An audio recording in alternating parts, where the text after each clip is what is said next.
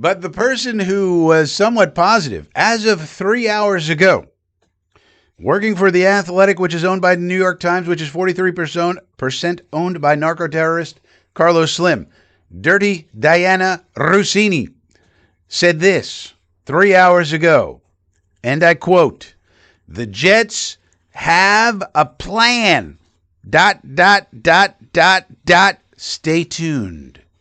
The Jets have a plan. Stay tuned," she said 3 hours ago. So I've been staying tuned, and I have not seen said plan. But it's early. We don't know what the plan is. We have no idea what the hell is going on. Except we do have reporting from other people, like Country Club Connor, about what has gone on so far. And it's not indicative that the Jets have some kind of grand plan in mind at all. But I don't know. Now, you could say lots of things about Dirty Dianna Russini, and we do here on the channel. She does, let's just say she commits journalistic malpractice on a regular basis. That being said, she's also very plugged in and she knows things. She's also based in New Jersey. She's a Jersey girl. That's part of why she's called Dirty Dianna, because if you know anything about New Jersey, it's called the Dirty Jers. But the idea that she says the Jets have a plan, ... stay tuned, is kind of a positive.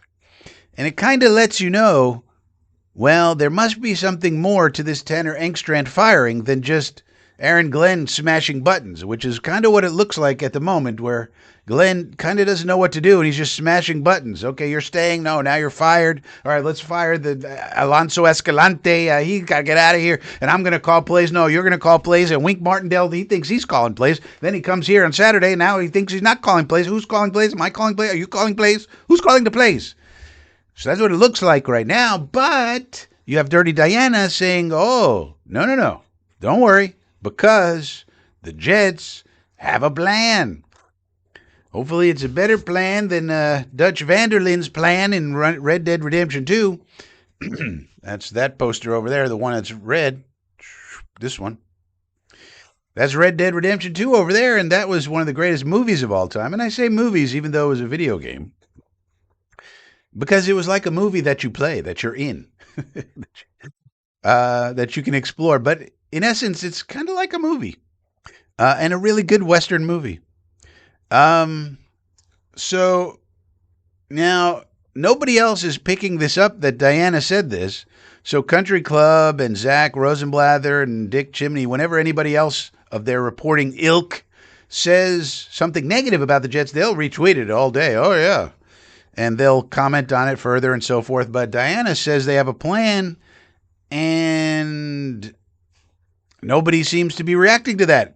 Seems like I'm the only one who noticed that she said this, which was unusual for her because, don't forget, she was the co-author of one of the worst pieces of journalistic malpractice known to man when she did an article about the Jets with Zach Rosenblather, where they interviewed 30 fired former employees of the Jets and asked them what they thought about the Jets.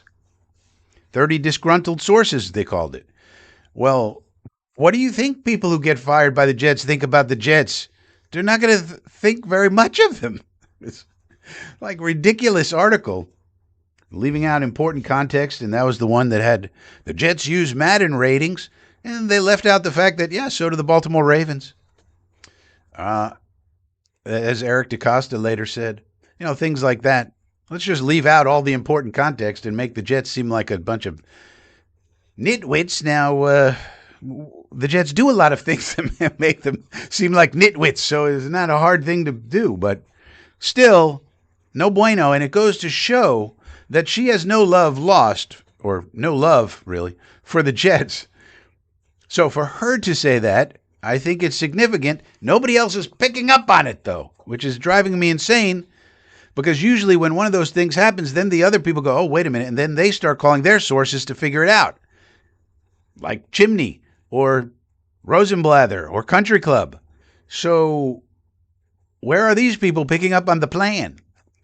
Now, The other thing that was said this afternoon by Country Club and Rosenblather, and you do have to pay attention to these people because they do have sources.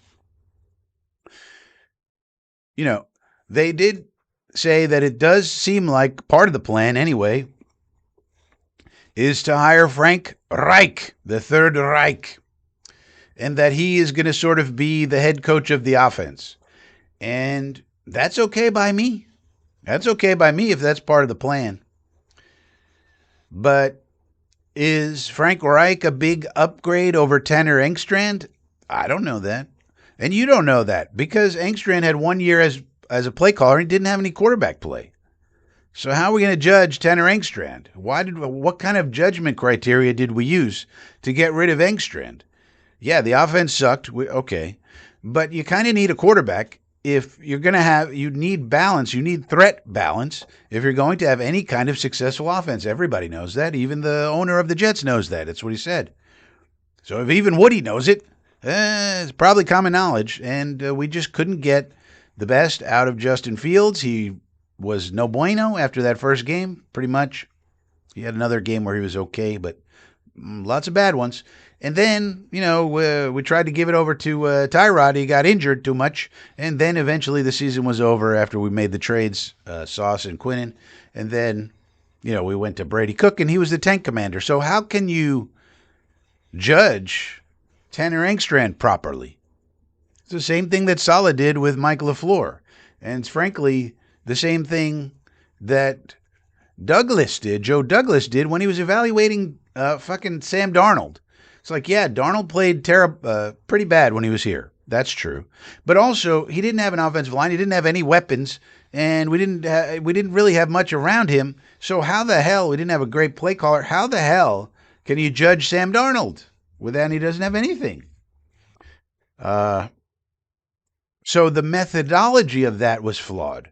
And not to mention, you also threw Zach Wilson into that when he was evaluating the college kids, and that was the COVID year.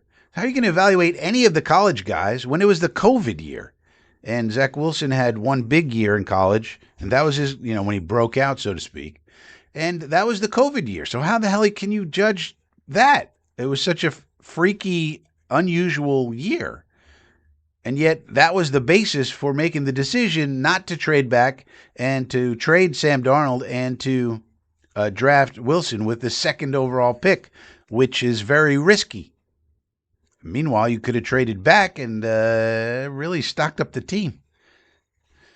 And so Douglas didn't take into account model risk. How are you making these judgments?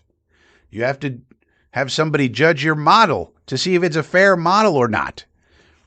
Otherwise, you'll come to wrong conclusions, which is what Douglas did. And we'll have to see what